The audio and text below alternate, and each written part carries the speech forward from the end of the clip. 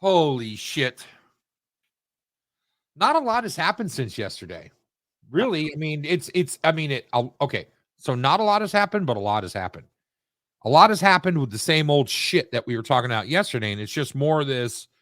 More of that shit. It's summertime, so it's a summertime election period.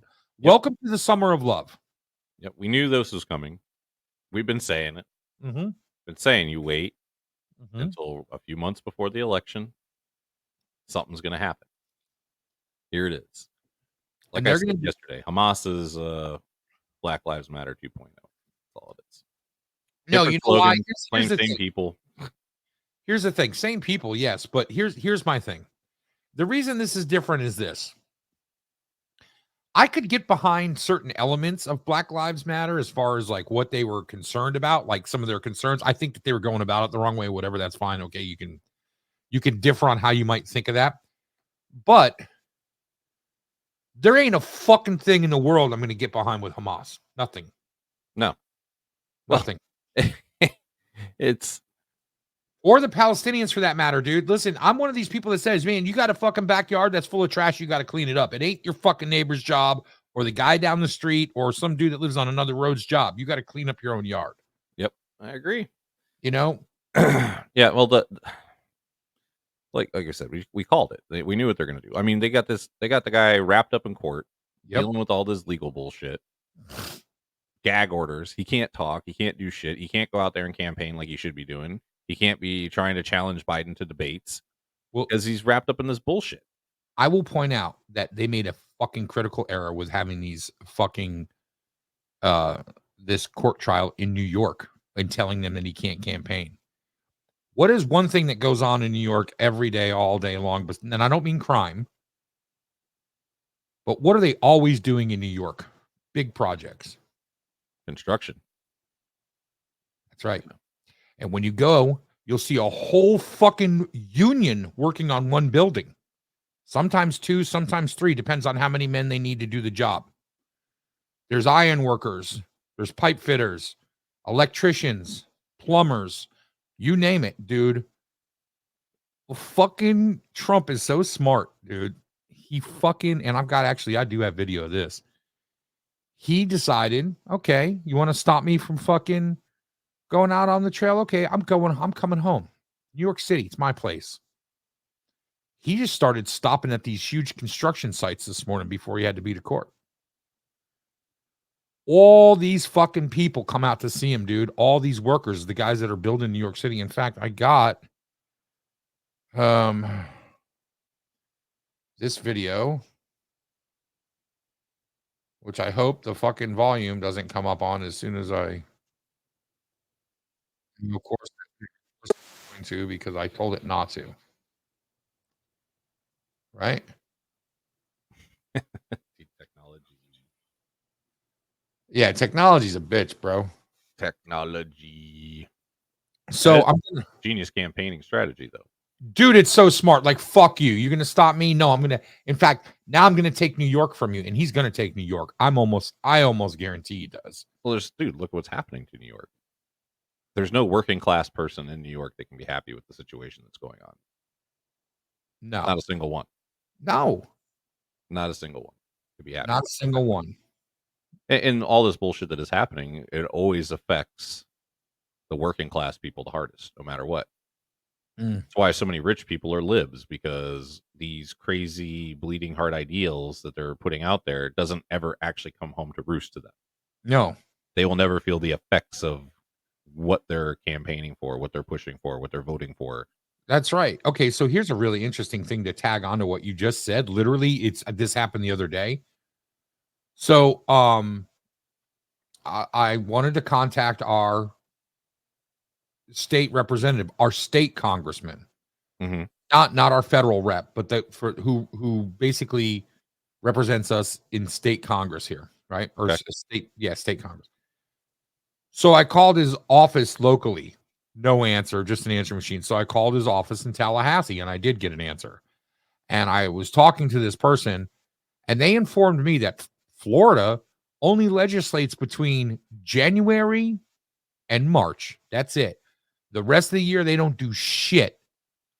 the Florida legislator, they don't do shit. It's all fucking dinners and bullshits and putting together shitty bills and all this other stuff. And the thing I needed to talk about was actually it's very important, especially if you want to get reelected. So I said, well, I can't meet him down here. He doesn't have meetings with anybody.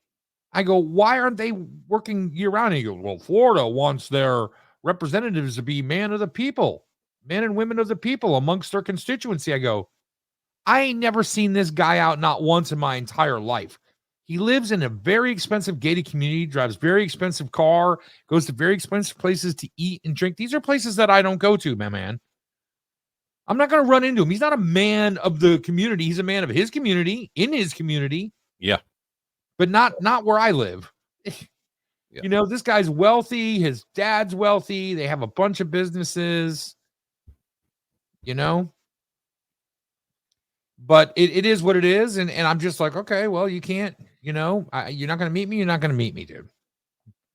So this is a legislator. That's the people that we're supposed to talk to get these work shit. 3 months out of the year. Yeah.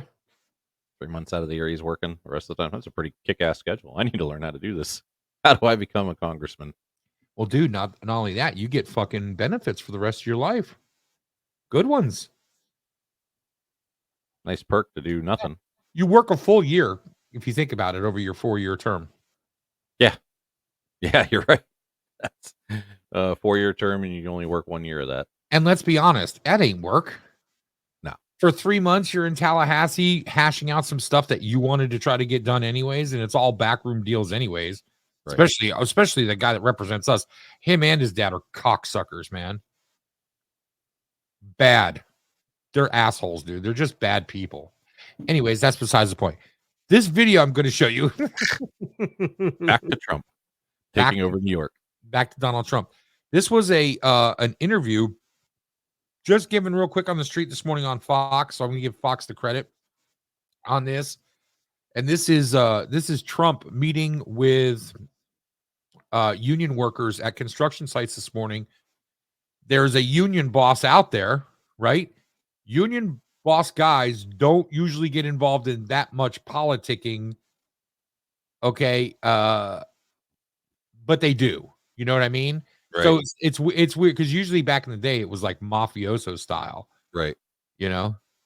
So this is the head of the union right here for I think they're steam pipe fitters. It was great to see the president come and engaging with the blue collar worker of New York City.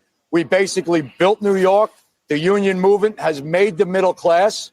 And we are very patriotic union, and we are pro-America. So my members right now, I put out a poll in my union. President Trump is leading Joe Biden 3-1 on my presidential poll out of my 9,000 members right now. We are very tired of the situation with groceries, inflation, gas prices, illegal immigration, crime. We're living it every day in New York City. It was great to see and that's the truth. And that is exactly what's going on there. From the horse's mouth. From the horse's mouth. He's saying 3-1, my guys are going to vote for Trump because they can't afford groceries. There's crime everywhere. There's illegal immigrants all over the street. This fucking city's disgusting. Is a mess. It smells like piss again in the square. It's nuts, dude. Like, you know, I mean, I've watched that city in the 80s because, of course, I had such a close tie to it in the 80s and into the early 90s. Like, I watched that city real closely, man. And I used to go there all the time when we were young. And it was a dangerous place. And then you could see as time went on, people really were tired of it. They wanted change. You know, there was a lot of buildings that they finally tore down, all these broken window buildings and stuff. Yeah. And they started gentrifying certain areas. And then, but the crime, they couldn't get the crime under control. And then Giuliani came in and that fucking changed. I mean, that changed overnight, dude. That city went from hellhole to paradise, really. I mean, the businesses started booming. People started going back on the streets again and walking around. Jogging in the park wasn't dangerous anymore like it was for the longest time. You know, and that's not to mention you talk about places like Alphabet City that got all cleaned up. Mm-hmm. They took all those fucking destroyed buildings out of there, and it took all the rubble away, so these people didn't have places to fucking congregate to do illegal activities, you know? Right. Yeah, no. Well, he definitely cleaned that city up, man. And it's just right back to what it was. I mean, it's descended right back to the old ways. And Yeah. it's crazy. It's a shame. The pendulum will swing, like you said. People will get sick of it. You got the working class people out there. They see it 3-1 out of 9,000 members. 3-1. Yeah, yeah. I bet you some of those are guys that just didn't want to admit it. Maybe that's possible. They didn't want to admit that they were gonna vote for Trump, so they just put Biden. That's definitely possible with New York, especially New York. New York and LA. Probably don't want to be walking around talking about Trump in those cities. Yeah, in some circles. Yep, for sure. You know, but it's just it's incredible to me, man. It's you know, go Trump, dude. Take that city, man. It's all yours. Take it. Yeah. Nobody else can have you. You could take it and you can own it. You'd be fine.